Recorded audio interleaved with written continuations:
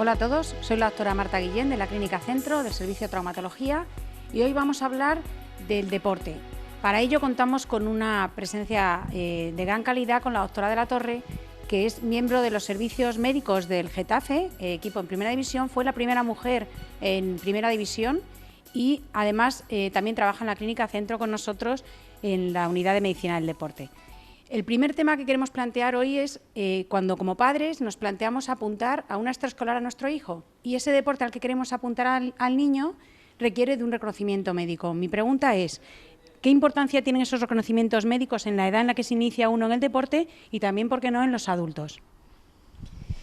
Pues desde el punto de vista como médico, lo ideal es que cuando empecemos a hacer cualquier actividad física, iniciarla con un reconocimiento médico, porque nos va a prevenir la aparición de una serie de lesiones y nos va a indicar si hay alguna cosa que no debemos hacer. Sobre todo en los niños, es verdad que está revisado por el pediatra, pero muchas veces lo enfocan, pues podemos ver determinadas alteraciones, pues si tienen una pequeña dismetría, si tienen alguna alteración lumbar o si tienen alguna patología desde el punto de vista cardiológico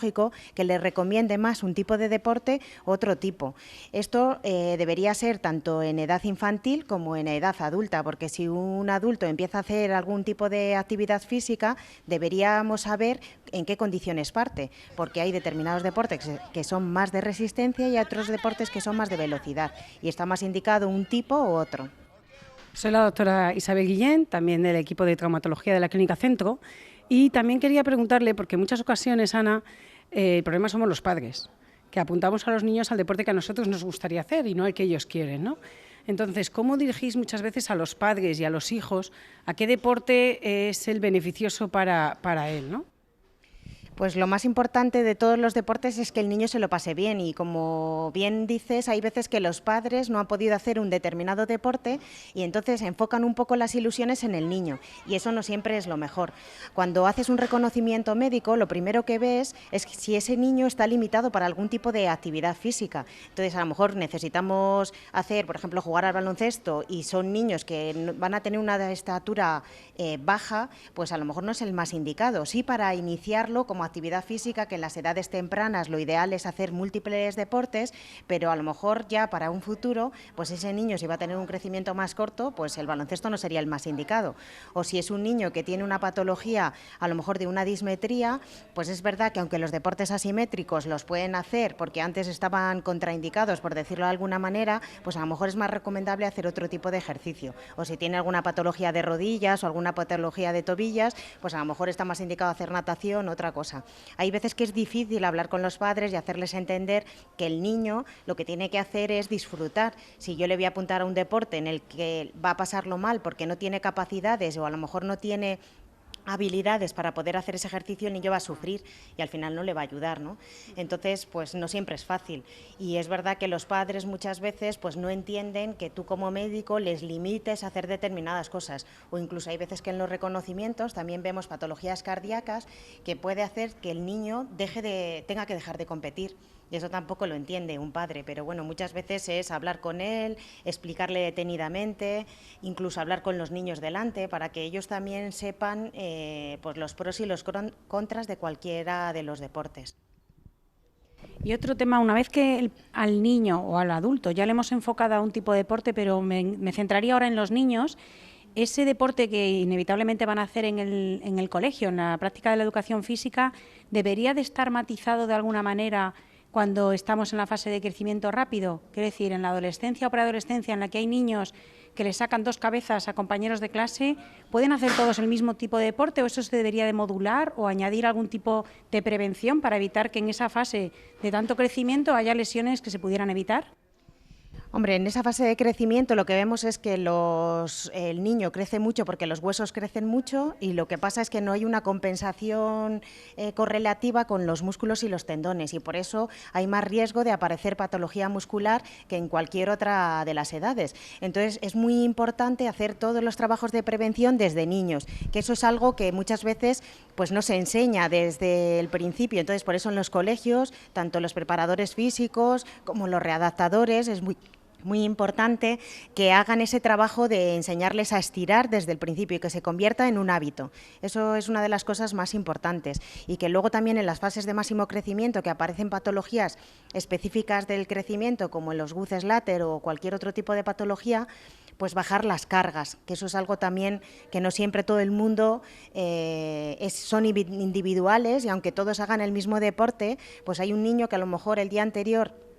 ha hecho mucho trabajo de resistencia y cuando vuelve al día siguiente tiene problemas de rodilla y dolores, pues ahí lo más importante es pararle y hacerles entender que eso es lo que le va a ayudar para poder continuar en su ejercicio, que no quiere decir que lo tenga que dejar, pero sino bajar un poquito el ritmo y modularlo. Y luego pues también en esas fases de crecimiento valorar también patologías de la espalda, que es verdad, una cosa curiosa que se está viendo cada vez más en los reconocimientos médicos es que los niños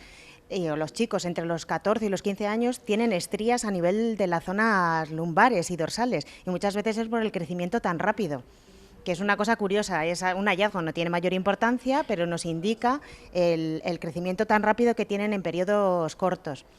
Y luego también pues una cosa importante es trabajar la carga, los trabajos de fuerzas que no tienen que ser con carga en edades de crecimiento, que tendría que ser pues con el peso corporal del propio niño y jugar con eso en ese sentido.